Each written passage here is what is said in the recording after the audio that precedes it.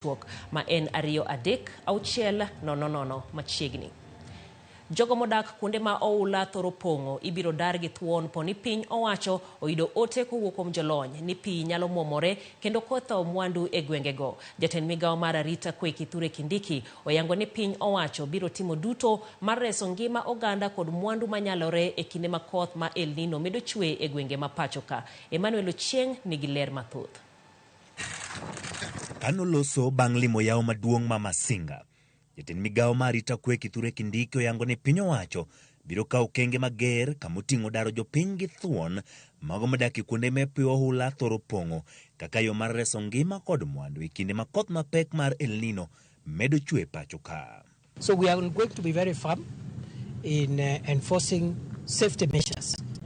And therefore, when, for example, the experts here give us the alert that the spillover is expected, we will expect to evacuate by force every affected person within a certain limited period of time, and will not risk negotiating with people who want to hang around and get harmed in the process. Kindiki wacho ni piny owacho oseketo kenge moromo mar kedo kod midhiero mar kodh El Nino, mano bende osekele pacho kaendi kendo medo kelo ka oganda jo Kenya ok onego bed kod kibaji.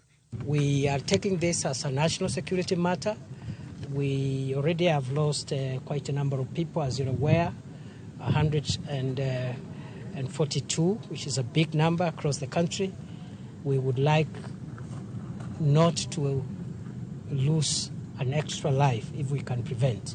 Kindiki oloni jokor kor lwasi podo yango ni koth El Nino nitie pacho kaendi, kato bedo ni gwenge moko sanindo mel maonge koth e ndalo adek mokadho.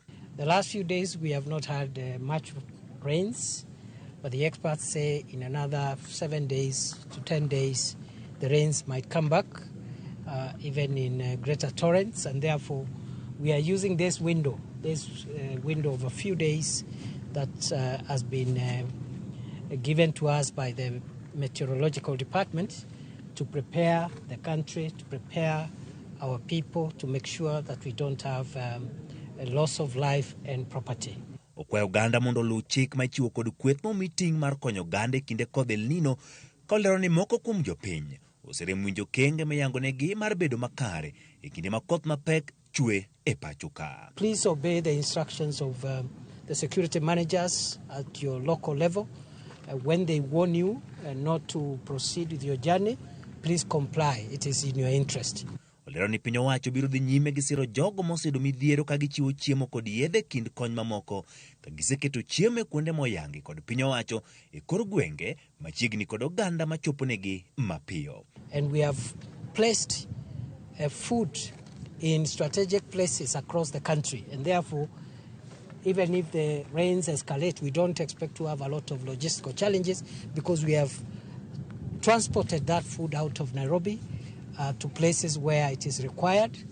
We have had a few incidents where